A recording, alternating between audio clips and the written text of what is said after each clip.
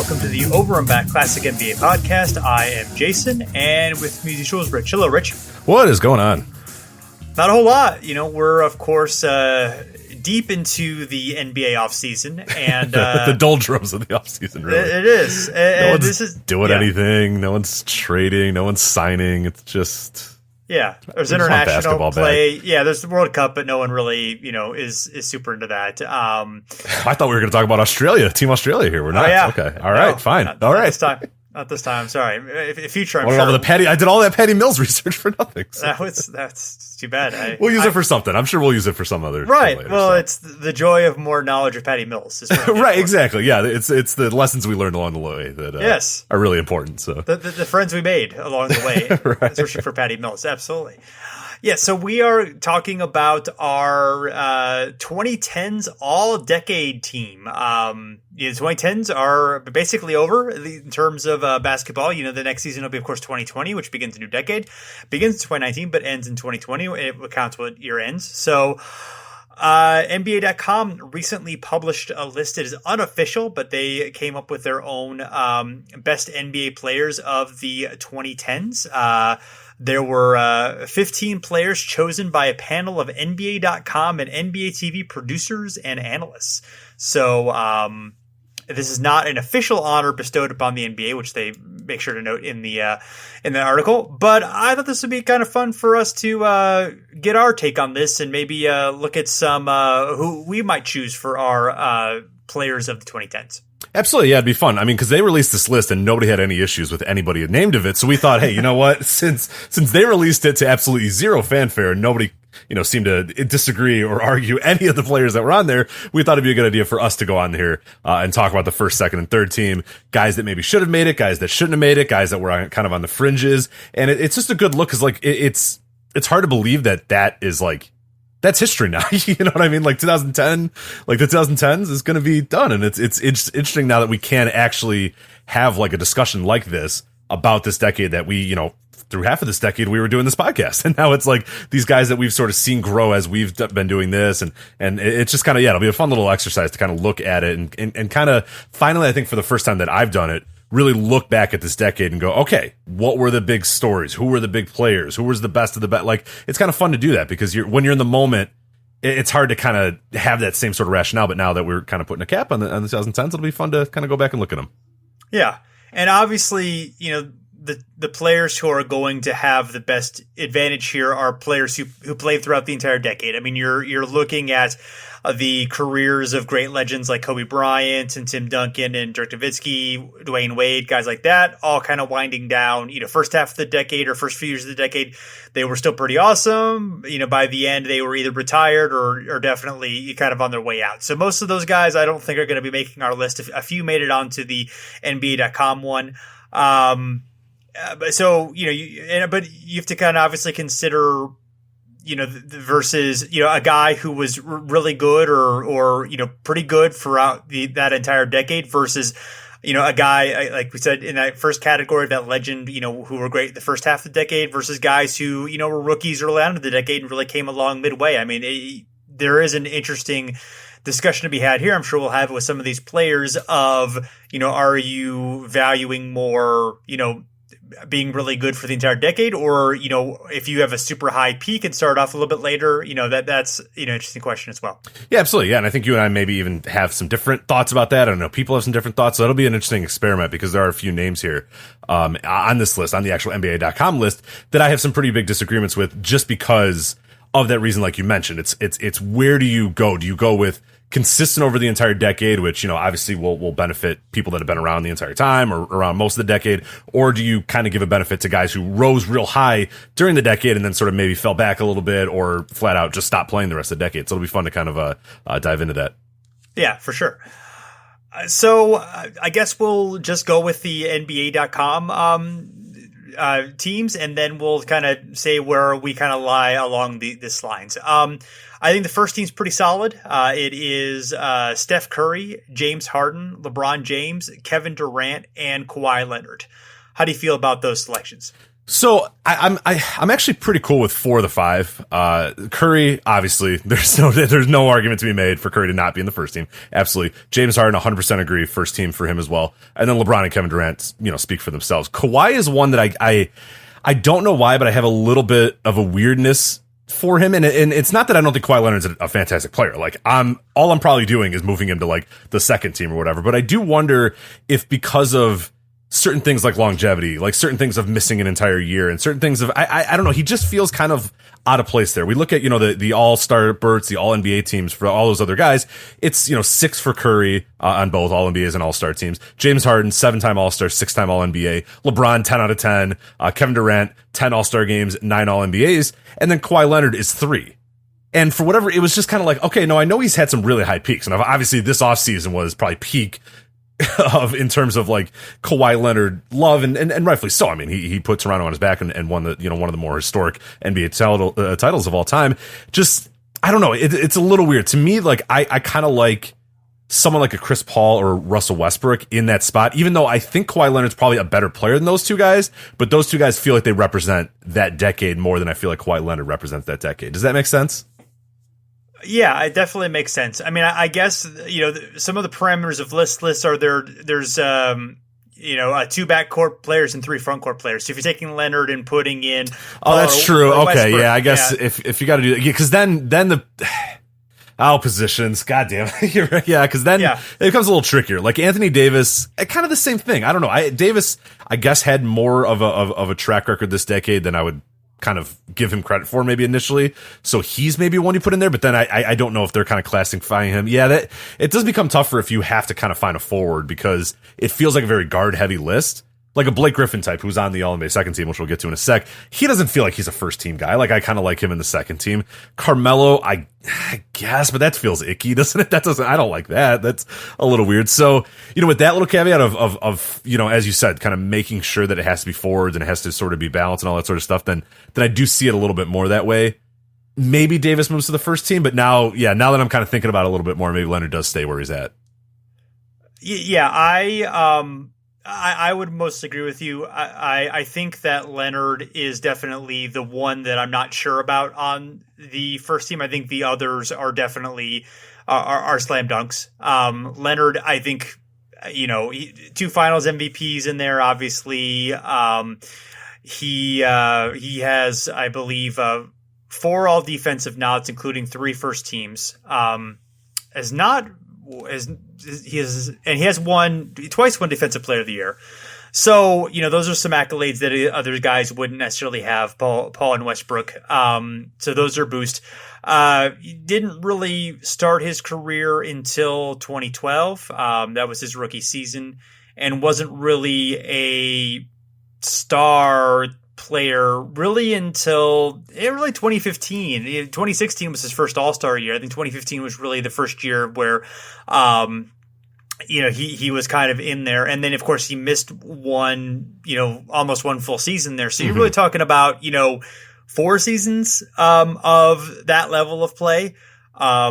I think he's done enough to definitely warrant that consideration. And if you're going 3 forwards and 2 guards, or 3, there are a lot of centers here, which we're going to find out as we go through this list. I do think that he probably is the best choice, but it is very close. Between Paul and Westbrook. I guess, okay, so if you were gonna, let's say we decided that Leonard, we wanted to put Paul or Westbrook on there ahead of Leonard, who do you think you would pick? Yeah, and that's, so we're not caring about positions then. We're just saying, hey, right, whoever you want on the team, put on the team. I think I would pick Westbrook. I really do. And that's, again, I think Kawhi Leonard's a better player than Russell Westbrook.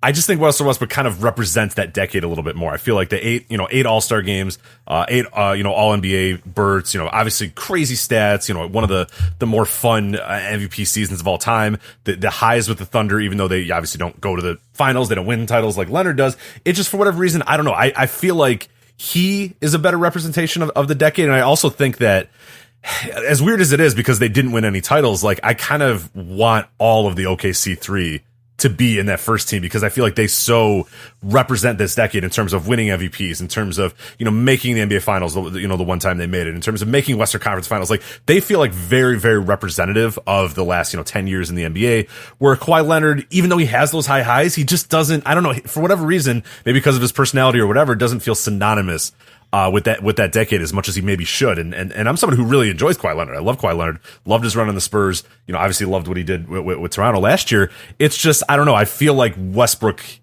stat wise and also just legacy wise, kind of feels a little bit better on this all decade team than Kawhi Leonard. And I don't know why I feel that initially, but I just kind of do. Yeah. 3 straight seasons with triple doubles. That's, that one, obviously I know that, but that one just sort of seems like, just a few years ago, the idea that someone would average triple double again over a season was unthinkable. And right. That was the news. The news was that he averaged it in one season. Now he's just kind of done. And we're like, all right. Yeah. And I think what's weird about it is, and it depends on when this voting kind of happened, because Kawhi Leonard, obviously, like I said, the Toronto thing puts him over the top for a lot of people. It was just a heroic season for him. And in the same case, like, Russell Westbrook is now sort of in the nadir of his career, where people are just kind of like, I don't know, man. He puts up big, but like 2 years ago, man, Russell Westbrook was flying high and people were loving it. And it's, oh my God, look at these stats, look at these triple doubles.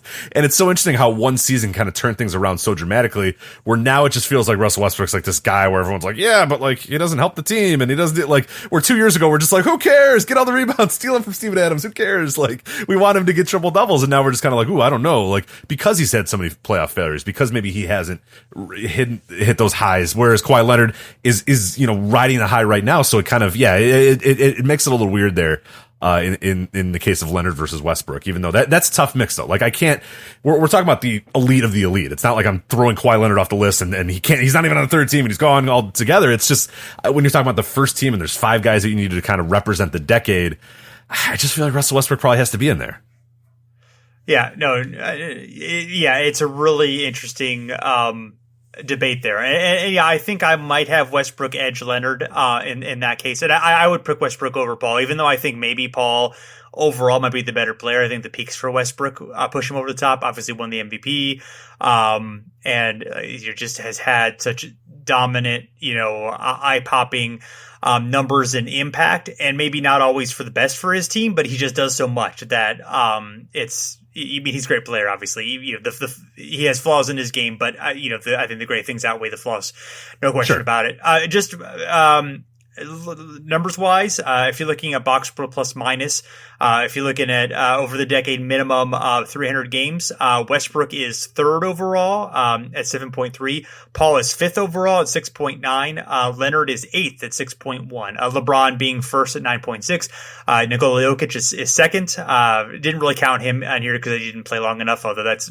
pretty eye popping there. Harden is 4th. Curry is 6th. Durant is 7th. So basically, most of the guys that we're talking about here are near the top of that list. So one thing that's pretty interesting, we'll get through it as we kind of talk about some of the other top names or whatever, but they did a pretty damn good job of getting like the top tier players. Like, we'll talk about it. There's a couple like kind of egregious guys, but for the most part, you look at the list and how things are sorted and look at a few different stats. Like, they pretty much nailed it almost exactly, this list of players. There's a few that, like I said, we're going to have some debates with a few of the players.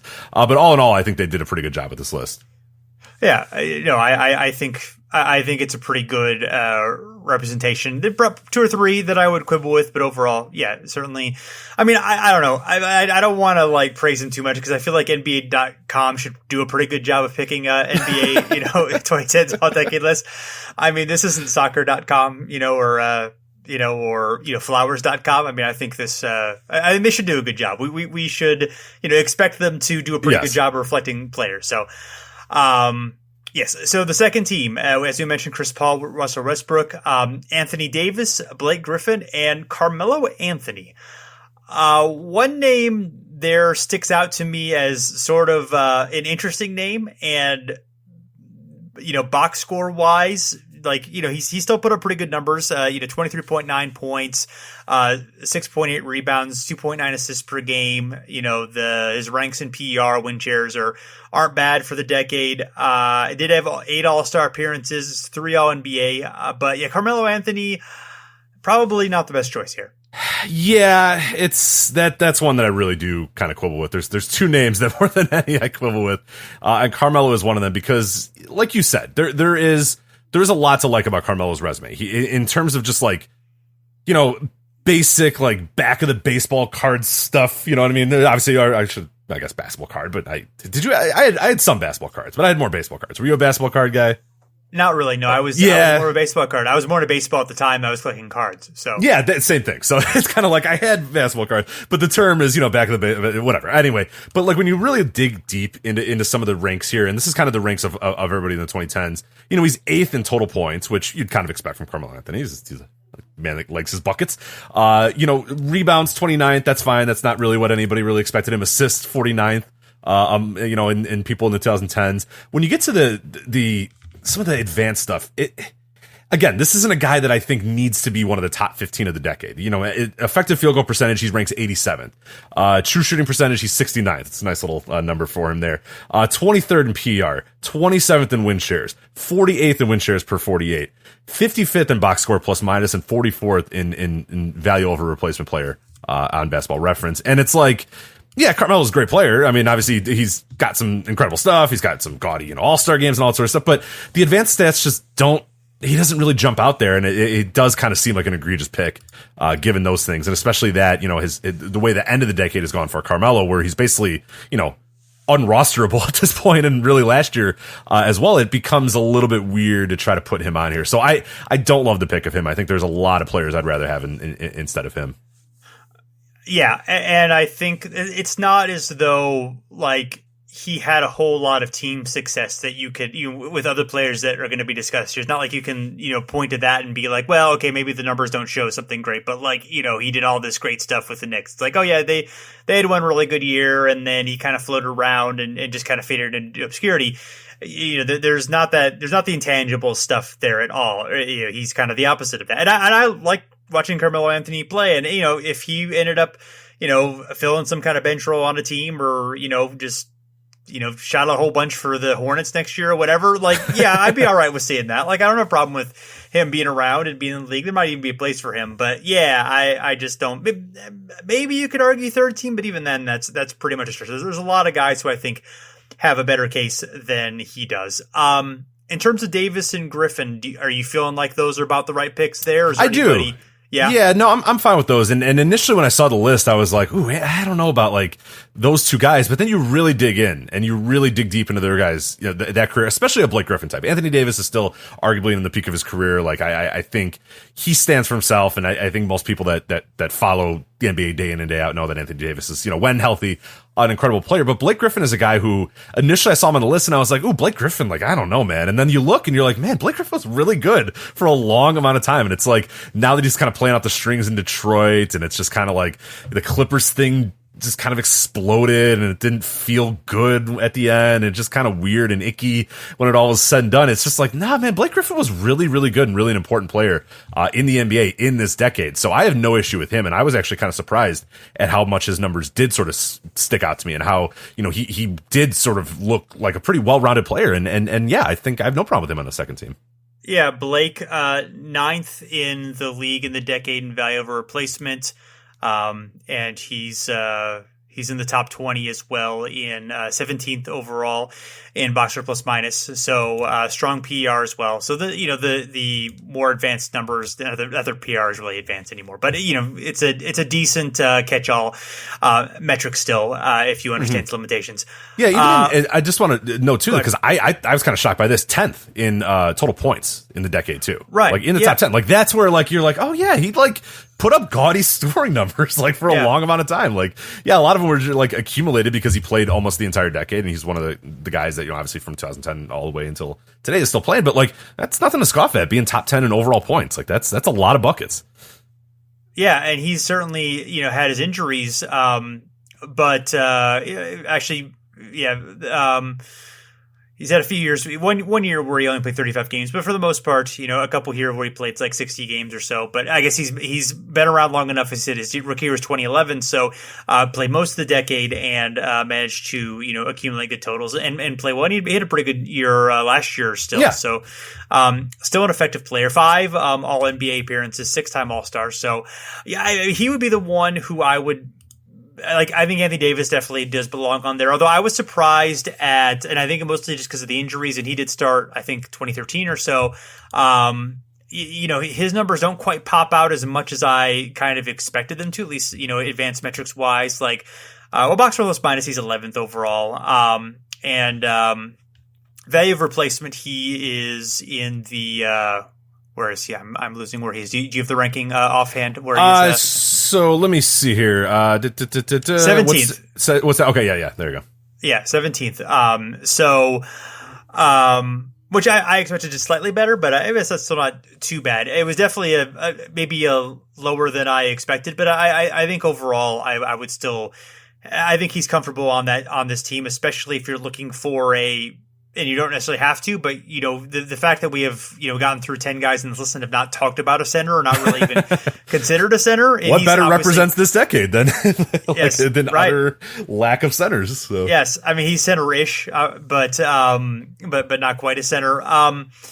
The guy who I would think of ahead of Blake maybe might be Paul George. He would be the one that I would kind of think of. And I think mostly their numbers are pretty comparable, their impact was, but George, I think, stands out just because I think he's significantly better defensive player, but hasn't been good quite as long as Blake was. I mean, they both had rookies at the same time, but George took, 2-3 years to really come along, where Blake was, a pretty impactful player right away. And the Clippers were pretty good right away after he got there. I mean, it helped, of course, they had Chris Paul, but still, so I think it's kind of a toss up there, but I guess I would put George ahead of Griffin and then move Griffin down, but still keep him on the second team ahead of Carmelo. Yeah, and I have no issue with that too. I think Paul George is a guy who this decade, team success was definitely there in Indiana, where, obviously didn't go to the finals, didn't make, a run at the championship. It got pretty close to some of those Miami teams, got like a fiery effort against, even the peak, Miami Heat Big Three era. It just definitely stands for something. And obviously the OKC thing didn't quite work out exactly how we wanted, but I think enough amount of team success and enough amount of like individual success and also health for the most part. He obviously had the 1 year where he missed a huge chunk of time, but for the most part, a guy who stayed healthy through the decade and consistent throughout the decade too. So yeah, I have no issue with Paul George. If you want to swap out Paul George and Blake Griffin, or obviously Paul George and Carmelo Anthony, I think would be a very, very wise idea, is what I would definitely do. But I have no issue with trying to find Paul George a spot in that second team. Yeah. So third team, we have Dwayne Wade, Kobe Bryant, Paul George, LaMarcus Aldridge, and Giannis Antetokounmpo. So I think Kobe wasn't a huge surprise, but as we'll see, I think the impact it wasn't there throughout the entire decade, was gone pretty early. Wade, I think you might make a similar case. Although looking at the numbers, I was a little bit surprised that he ranks still pretty well in these all-decade metrics, despite obviously falling off. Yeah, Wade I have less of an issue with. We'll get to him in a sec. Like, I think initially in my head I was like, ooh, Dwayne Wade, like there had to be somebody better. And then you're like, nah, man, he was still pretty good until like, really 2 years ago, and like really good and important as well, being a part of the Big Three, winning titles with Miami. There's enough there with Dwayne Wade where the resume kind of does work. The Kobe resume, though, man, I'm not surprised he's on here, and I get why he's on here, and I know that people really, really like Kobe Bryant, but I just, there's no justification for him over some of the guys. We're going to talk about a lot of the guys that were left off the list. Here's where Kobe ranks, though. Just in terms of 2010s, points 39th, games played 99th, minutes played 94th, rebounds 73rd, assists 43, steals 62, blocks 91. Effective field goal percentage, 96th. True shooting, 87th. PER, 21. Okay, PER. Like Kobe Bryant a little bit. Win shares, 79th, so he didn't accumulate much. In terms of win shares per 48, in terms of efficiency, 59th.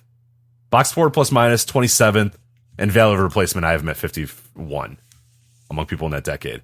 that's just, it's not a resume. Like I love go Ryan Hilarious. He's fun. I enjoy watching him play. He's not an all decade player. It's just, to me, it's kind of laughable that he's on the list, to be honest. Like he's easily the most egregious guy on here. And yeah, there are a list of guys that I would have well above Kobe Bryant in this decade. I mean, this list is probably 20 deep of people I would rather have against Kobe. And that's nothing against Kobe's career. And it's nothing against what he did, but it's just like, he didn't play that much in this decade and he wasn't that effective in this decade either. So, yeah. So in his defense a little bit, he did have 4 all NBA first team appearances in the decade. So through 2013, each year he was first team. Some of that may have been, reputation based, but, he was still effective there, was finished, had a top 4 MVP ranking those first 3 seasons. And I think the would have in the 2013 season had not been for the injury near the end of the year. And probably the team disappointment. That was the Dwight Howard year, but he was really awesome that year. And then got the Achilles injury and then was basically never the same player again. Played 6 games in the 2014 season and was bad. And then, shot basically about 365 the last 2 seasons of his career. Only played 35 games in 15 and played 66 games in 16. Was better that year, but still really was, a fairly negative player at that point. So, the good was really good. Those 2010 and 2013 seasons. Obviously 2010, they win the championship. They're still a pretty good team the next year. So he's leading them to some team success, but, I don't think he quite makes, I don't think it's quite as bad of a case. But I would look for another candidate too. I think there are other good candidates that we'll talk about that should be on there, ahead of him. Wade's interesting. Wade, he did have, he started definitely to fade, around 2012, 2013, 2014, he misses like 30 games that year. That's the year they kind of like rested him a bunch. That was the last LeBron year.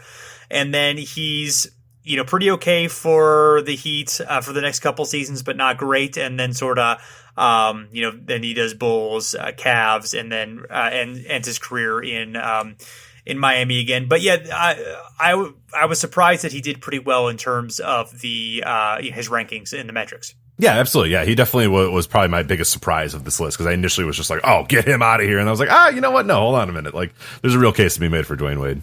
Mm-hmm.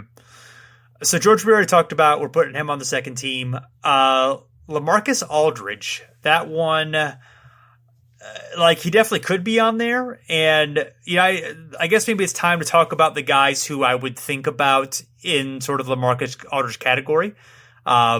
The guys who I would say would have similar cases to him would probably be like a Marc Gasol, Al Horford, Kevin Love, maybe a Dwight Howard. I guess I'm talking about, front court players that I would kind of consider to be in a similar vein. I would say he probably has been more consistent than those guys, at least consistently good across the decade. But I would think that those guys probably had better peaks than he did.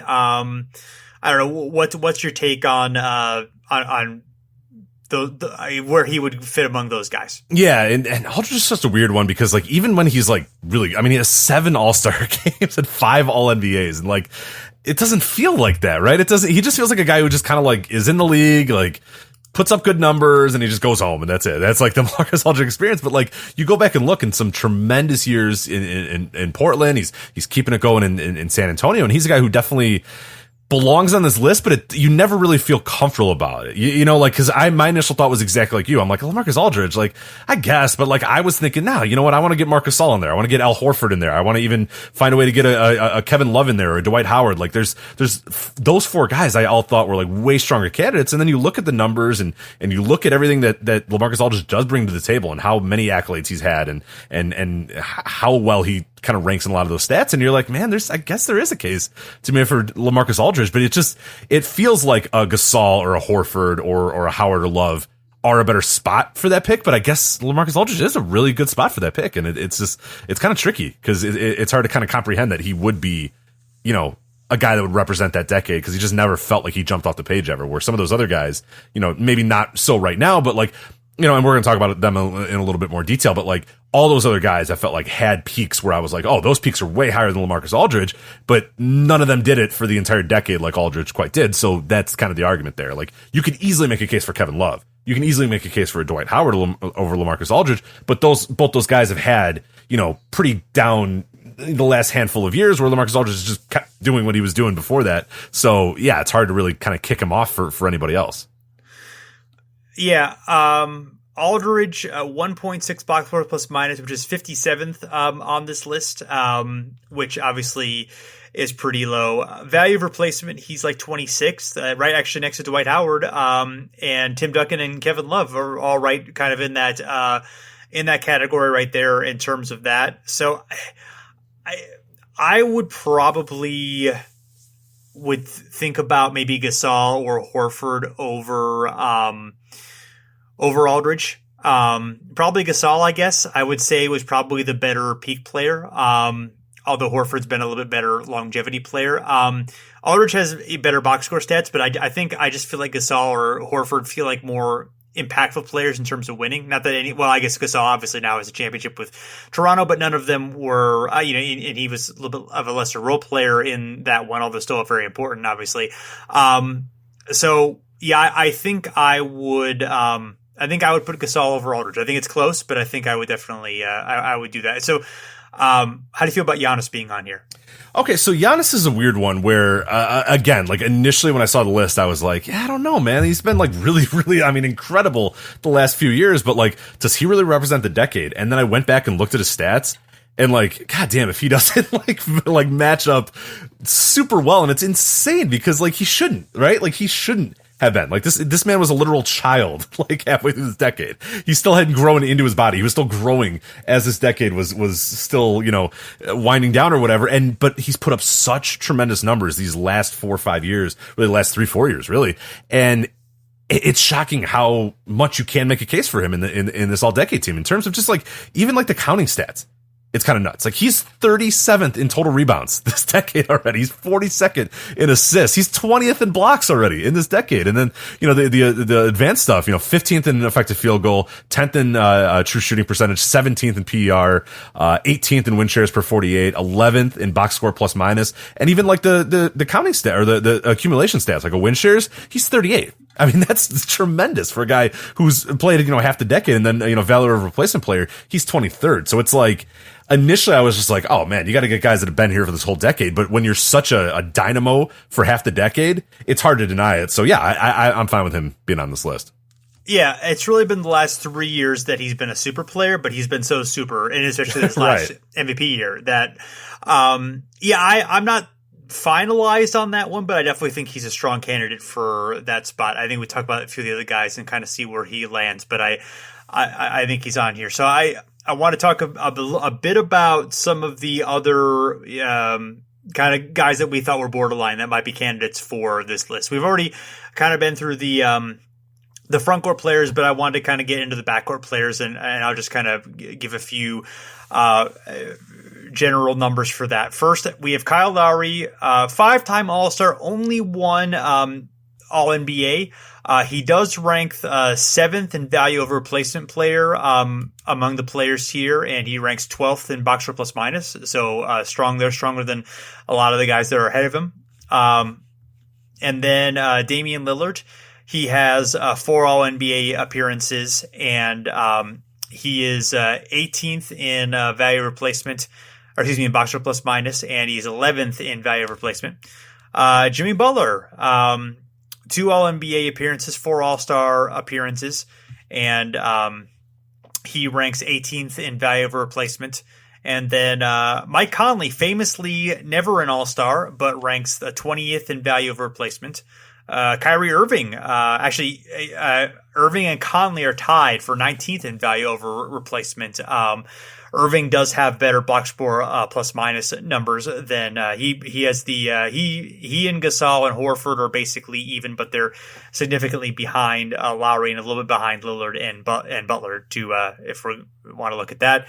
And that's it for guards. We already talked about Howard and and Love in terms of the front court. But in terms of the guards, who stands out to you? And I guess after that, we talk about that. We'll pick our third team. Yeah, I think one thing that initially kind of caught me was that Kyle Lowry, had 5 All-Star games, which makes sense. I mean, that's probably where he was, but only the 1 All-NBAs definitely kind of sticks out to me. In terms of, I thought, like, you'd think he would have had more, but then you really get down to it and you're like, yeah, maybe not. I mean, it's probably about right for Kyle Lowry. So I have no issue with him not being on any of the top 3 teams. Very good player for the decade, but not one of the top 15 guys. Damian Lillard, initially I wanted to kind of find a place for him on this list, and I might, if I'm kicking Wade out, which, again, I'm not totally comfortable with. If I'm kicking Kobe out, like, I probably slide Lillard into Kobe's spot on the third team. And I think I'm pretty comfortable with that. I mean, 4-time All-Star, 4-time All-NBA, some pretty gaudy, stat lines as well, and both efficiency and kind of overall numbers. So I would try to maybe find a place for Lillard. In terms of the other guys, I don't know that any of the other guys I really think need to definitely be on there. Jimmy Butler, are we counting him as a front quarterback? He's kind of weird as like a swing man, shooting guard, small forward. So I don't know where we. Yeah, you could do either one, I guess. I mean, I'm not putting him on my list anyway, so I just wanted to clarify. I didn't know if you were like ready for a huge Jimmy Butler take in the next little section here, so I didn't want to spoil that. But yeah, regardless, I'm not putting him in there. And Mike Conley, I think I'm stunned that Mike Conley, does he really not have any All-Star games? Yeah, never made it. How did Mike Conley everybody makes the NBA All-Star game? Like, Jamal McGlory's got a freaking All-Star game. How does Mike Conley? To be fair, that was during the center era where we had to lump centers, and Mike Conley doesn't have an All-Star game berth ever? Yeah.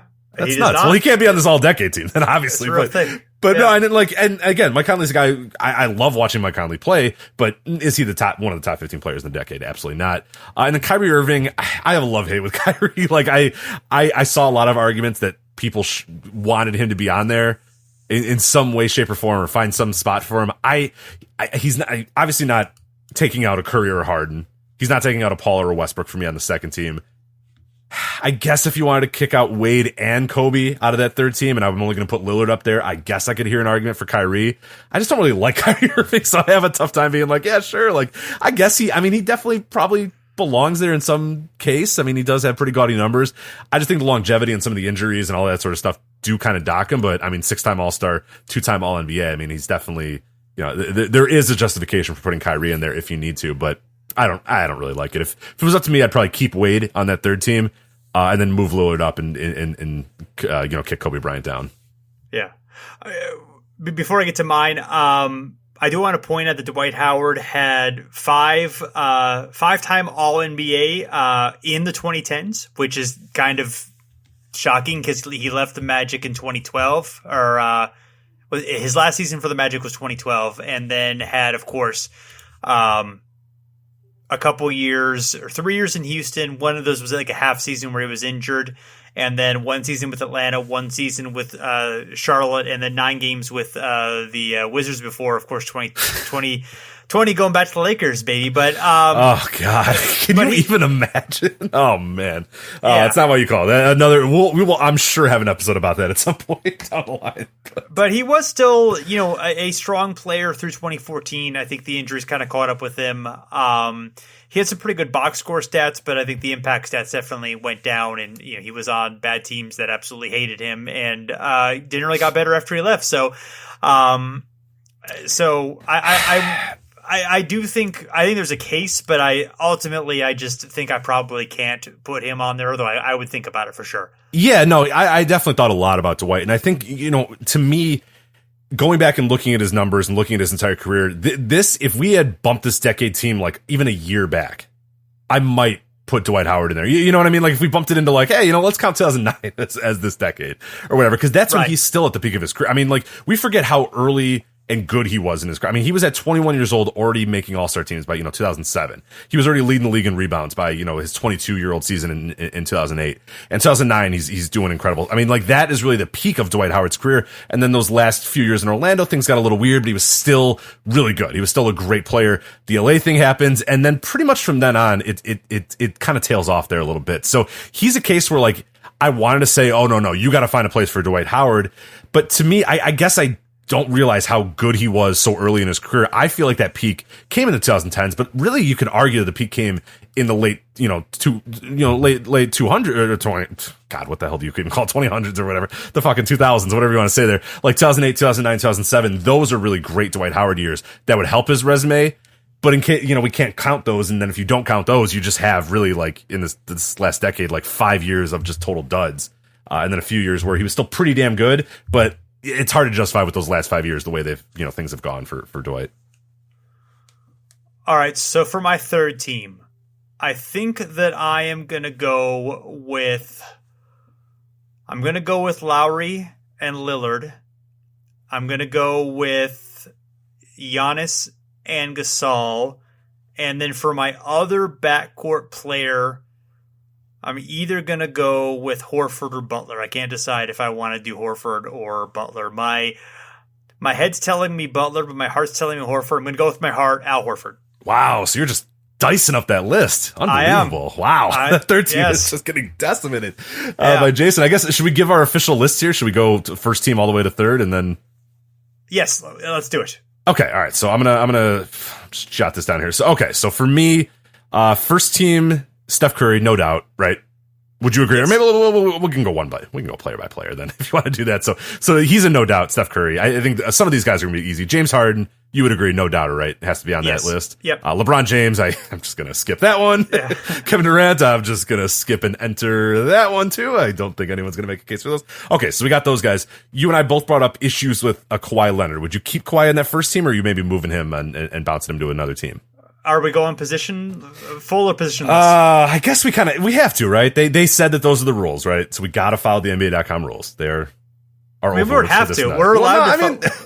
Hey, if you don't want to, man, I'm more than willing to send him away and put Westbrook in. You make the call, sir. Let's do it. Let's not follow the rules. We're going to make a game time decision now. All right, I will go Westbrook over Leonard. There it is. Me too. All right. So I am also putting Rich. Let's put that first. All right. So they're in our all decade team right now. Officially, this we are officially bestowing upon these men. They will be getting plaques once we raise enough money to purchase 15 plaques to these people. So Steph Curry, James Harden, LeBron James, Kevin Durant, and Russell Westbrook are our all NBA 2010s decade team. Are you cool with that? You're comfortable? I'm cool with that. Cool with that, yes.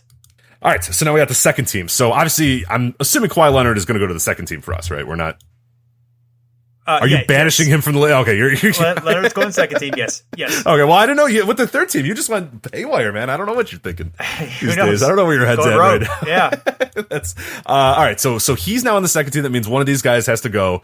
Chris Paul remaining on the second team, I'd assume. Yes. Okay, so Chris Paul is going to stay on that second team. I have no issues with that. As I said, Russell Westbrook has moved up to the first team. He's no longer eligible. Anthony Davis, he's one that we kind of brought up a little bit. Are you still officially putting him on the second? I am, yes. Okay, I am as well. Yeah, I think he makes enough of a case there to definitely be there. Blake Griffin, another guy that we were kind of hemming and hawing on. I'm comfortable with him being on the second team. Are you, though, Jason? I am. I would put Paul George ahead of him, but yes, both I believe belong on the second team. Okay, so then Carmelo Anthony, we are we jettisoning? Are you sending him away? He's out. He's out. Okay, is he out of the list altogether, or is he going to the third team? He is not going to be on the third team. He is going to be off the list. Jason, my man, Carmelo, hit the bricks, kid. Kick rocks, yep. Carmelo, you're out of here. All right, so I have also exiled Carmelo. And now you are moving Paul George up, correct? Yes. Okay, I am going to do the same on Paul George. I think you definitely made a compelling case there for Paul George, and I have no issue with him there. Okay, now we got the third team, which this is going to be tough to keep track of. So I'll let you go first, because you just said, hey, screw all these guys, they're all gone. All right, so Dwayne Wade. Yay or nay on Dwayne Wade? I said no to Wade. He would be my next pick, though, but he would be my 16th man, but he's not on this list for me. Yeah, despite all the posturing, I am also probably going to jettison Wade here. I like looking at it, decide, like you said, the kind of the last half of the decade is hard to justify. He does have some pretty gaudy numbers at the beginning, but there are guys that I think are a little bit more deserving, so I am going to send him away as well. And now Kobe Bryant, are we both to much to the ire of Lakers fans, we're sending him away, aren't we? Yeah, we're gonna send him away. Yeah. I'm sorry, that's fine. People, it's not we're not saying Kobe Bryant wasn't good at any point. It's just we're talking about 2010s. Like, it's hard to justify him. Great. Okay. He was great until 2013. Exactly, right. But yeah, it's right. 2020 and 2019, yeah. like that, Yeah. Those were years ago. Yeah. All right, LaMarcus Aldridge, staying or going? I have him going. You're a monster. You're out of your mind. All right, so he is NA. Okay, so you have kept nobody on this third team. Am I correct? Giannis. No, I'll keep Giannis. Okay, you're keeping Giannis. So Giannis is staying. So Giannis Yes. is remaining on the third team. I am also going to keep Giannis on the third team. All right, so sir, you have 4 extra spots here. All right, so what do you got? I have 3 extra spots myself. So okay, this will be pretty fun to see where this goes. But yeah, who's your first pick to move up to the third team? So my first, I'll do them in order I think they deserve it. I'll first do Damian Lillard. Okay, I am also going to move Damian Lillard up to the third team as well. So yeah, Damian Lillard, congratulations. Welcome to the third team. All right, so now who's your next pick to move on up? My next pick is Marc Gasol. Okay, so then Marc Gasol is for you replacing... Oh, we're not doing positions. We decided, screw the positions. That's good. All right, yeah. So it doesn't matter, yeah. All right, so you were putting Marc Gasol on the third team, man. Ooh, it's tough. Oh, I have another. Oh man, this is excruciating because there's a lot of guys I want to put on here because if we're taking the positions off, Paul George is moving up. Like I said, Damian Lillard definitely going in. Oh man, come back to me on that one. I gotta think about this a little bit. Sorry. Okay. All right. So I confused myself. So I have Lillard, Gasol, and Giannis so far. So there's 2 more spots for me, and I guess 3 more for you. So, correct. All right. So next, I am going with Kyle Lowry. Okay. Oh, that's an interesting one there. So what's the justification for Kyle Lowry there? I don't think did we touch on him enough? I mean, I think that the box score metrics aren't great, but I think that in terms of where he, box score plus minus, he's really strong among the guards. He's right there after the top tier of guys. So I think that gives him an edge over the other guards. Lots of team success, not a lot of all NBA nods, but I think that he does things that aren't reflected in the stats that make him a really valuable player. So that'll be my reasoning. But it's close. All right, so Kyle Lowry has moved up to your third team. I'll make my announcement here. I got Kevin Love also moving up to the All-NBA third team. We didn't touch on him all that much, but he's a guy who I think, again, because this Cleveland era kind of dragged his overall numbers down, I think people forget how much of a dude Kevin Love was at the beginning of this decade. That dude was putting up insane numbers. Yes, the team success wasn't quite there with Minnesota, but he played a huge role in Cleveland winning that title. He played a huge role there, and obviously things have gone a little south the last few years, but I think he definitely I think can be justified to put on that list. I mean, in terms of gaudy numbers and in terms of the advanced stuff, Kevin Love is a guy who I think belongs on that list, and I have no issue with him being up there. So, all right, I'm moving him up. So you have, do you have one more spot? I think I do have one more spot. So I'm going to go with Al Horford for my last one. That is okay. That is a great pick, and I was going to do Al Horford, but then I realized I'm looking at this list. And I'm like, Jason, I think you're leaving a guy off that I really, really wanted to put on this list. And a guy who I can make a justification for being on the list, too. You ready for this? All right. I'm going to read this resume here before I mention the player. Total rebounds in the decade, 26th. Blocks in the decade, 8th. PER in the decade, 11th. Win shares per 48, 9th. Box score plus minus, 12th. Do you know who I'm talking about? I do not. Tim Duncan. Tim Duncan. I'm putting Tim Duncan there, baby. Let's go. Look at those numbers, man. Look Tim at those. Duncan. Like that, that's a hell of a run for even though he played, didn't play for half the decade. Tim Duncan, man, I'm throwing him on that list. Those numbers are gaudy. The advanced stuff speaks to him. He's winning titles. He's getting send off. I'm putting Tim Duncan on this list, man. I don't care who gets mad or who gets upset. Tim Duncan is on my all 2010s third team. All right. Hot take there. It was. I was waiting. I'm looking and I'm like, man, I'm surprised. Maybe his numbers weren't that good. Maybe he doesn't deserve to be on this list. But then I looked and I'm sorting and I'm like, no, he does, man. He does. Yeah. Look at those. I would have never in a million years thought he'd be top 10 in PR or 11th in PR, I should say, for the decade, or top 10 in win shares per 48 for the decade. That's pretty nuts. He'd be on there in terms of some of the gaudy, the minutes played, like he's pretty low on the list because he's really not playing in the regular season at this point anymore for pretty much most of the decade. But yeah, I mean, you can't argue with the playoff numbers, and I thought it was kind of interesting too that he was still top 10 in terms of blocks in the decade. But yeah, the PER really stuck out to me. The win shares per 48, the box plus minus, and even the value over replacement player was top 30 as well. So yeah, I think Tim belongs on there. I don't know. I'll argue with anybody about it. So all right, fair enough. That was good. I like when we disagree. We don't disagree quite enough. We don't, yeah. So screw you, Jason. You're wrong. All right, yeah. Kyle Lowry, are you out of your mind? I am. We don't even sound good when we try to argue in real life. It's not even. Yeah, no, it doesn't really work. That's okay. That's all right. Well, anyway, thanks everyone for checking us out. We enjoyed this. This was fun. I think we've got some other maybe all decade type-ish ideas about some other decades that we might dig into over next few episodes. We got some fun ideas kind of spinning off of this one. So we'll see if we get into that or maybe we get into something else. Who knows? It's kind of a free for all here at the Over and Back. We just kind of just throw stuff out and hope it sticks. So exactly. This was one that kind of came up last minute this episode, but I really enjoyed doing this a little bit less, in terms of intensive research and a little bit more in terms of just kind of having fun and again, like thinking about the decade and sort of putting a cap on this decade that we've all watched in real time or whatnot. So it's kind of fun to look at and do that. But yeah, there was some suggestions about some pretty cool topics about all decade teams. Maybe bumping it into mid-decade teams and looking at the NBA 2K all decade teams or whatnot. So I think this is something that I think we'll kind of talk about a little bit as we said, we kind of get through the doldrums of the off season and get to the real games and when it feels like everyone's talking about the NBA again, because right now it's it's long summer, baby. It's a long summer. I had to watch football this weekend, Jason, and I hate it. Oh no. I know. It's gotten so bad that I stumbled upon football and watched it and I'm like, man. Gross.